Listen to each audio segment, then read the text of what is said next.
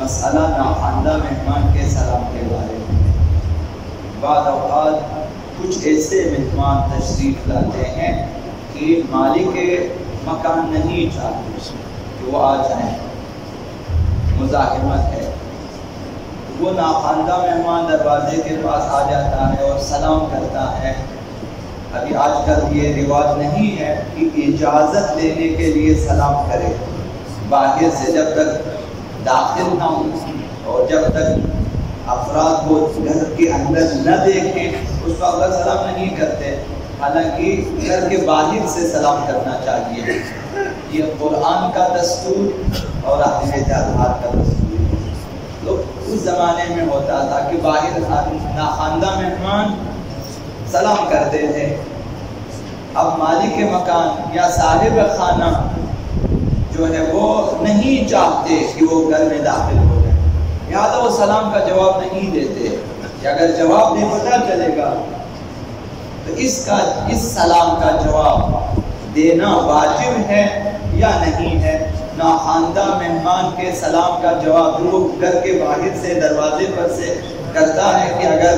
صاحب خانہ راضی ہو تو آ جائے گا، سلام کا جواب دے گا اور اندر، اگر وہ نہ ہو تو نہیں آئے گا مثلا۔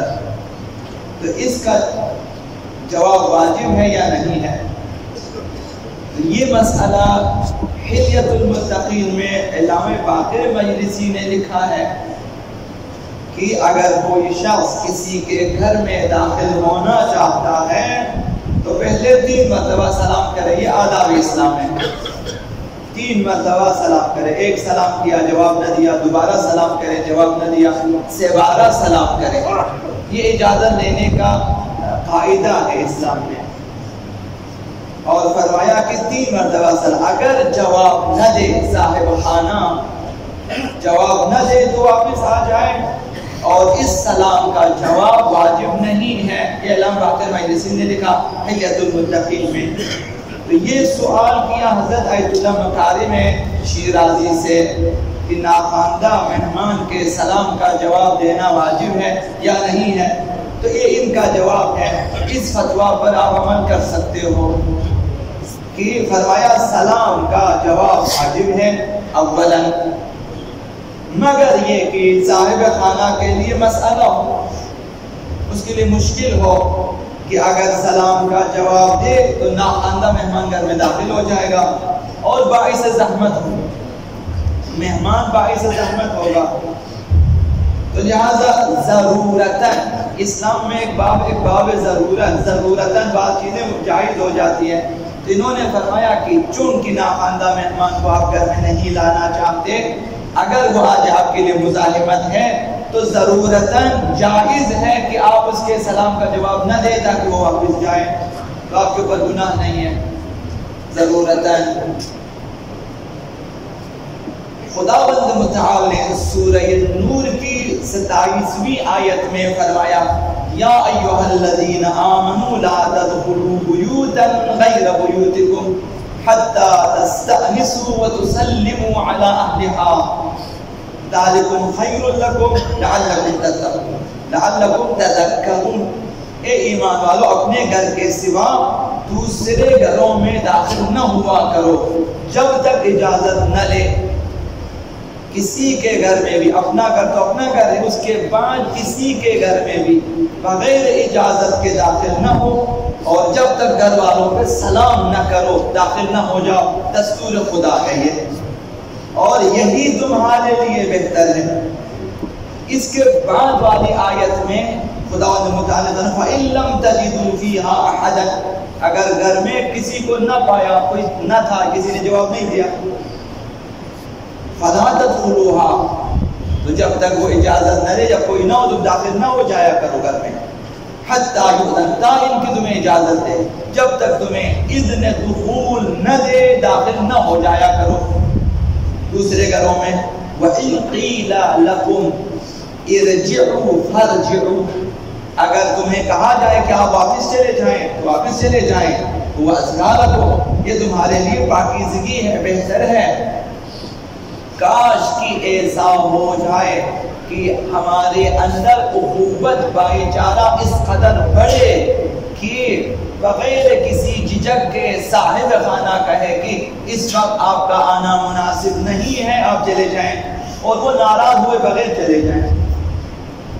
اس وقت مشکل ہے کہ کوئی ایسا ناخواندہ مہمان جائے اور وہ اندر سے کہ آپ چلے جائیں، وہ ناراض ہو جائیں گے، نہیں ہونا چاہیے۔ دستور خدا یہ ہے اگر کہا جائے واپس جاؤ تو واپس چلے جاؤ، یہ تمہارے لیے پاکیزگی ہے، بہتر ہے، طہارت ہے، تقویٰ ہے، تمہارے لیے بہتر ہے۔ تو یہ خداوند متعال نے سورہ نور میں فرمایا۔ وجہ کیا ہے؟ مفسرین نے بیان فرمایا یہ کہ گھر انسان کے لیے امن و سکون اور آزادی کی جگہ ہے، اس میں وہ آزادانہ زندگی بسر کرتا اپنے گھر کی چار دیواری کے اندر، باہر بھی اس کے لیے کچھ حدود ہیں، لیکن گھر کے اندر وہ آزاد ہے۔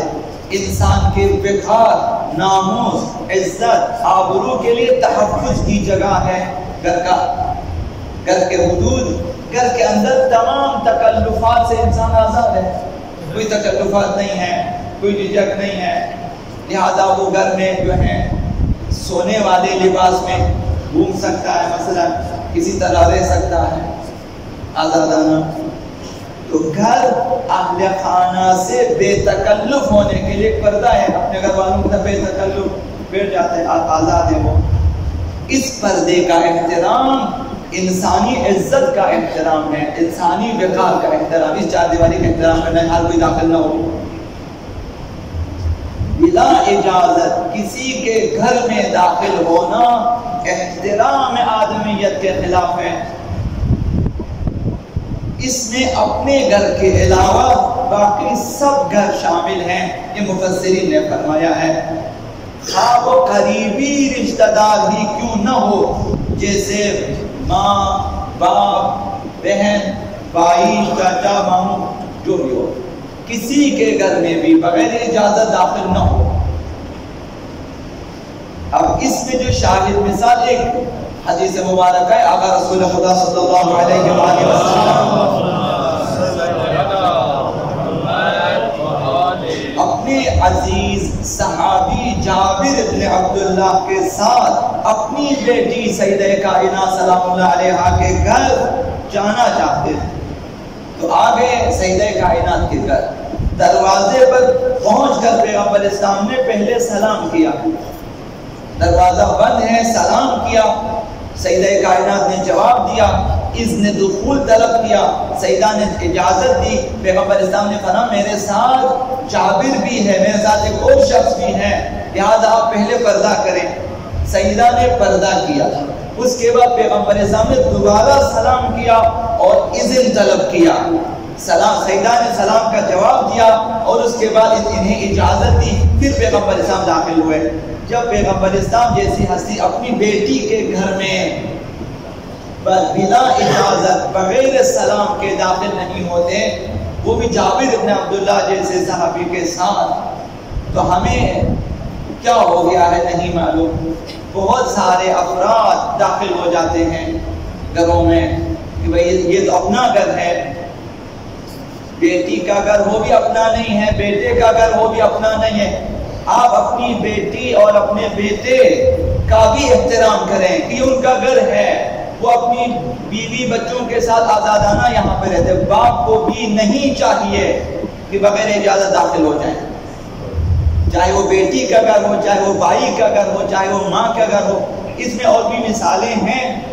جو پیغمبر اسلام نے منع فرمایا، حتیٰ ماں کے گھر میں کہا کہ داخل نہ ہونا بغیر اجازت، پہلے سلام کرو، اجازت لے لو، پھر داخل ہو جاؤ، یہ انسانیت کا احترام۔ اللہ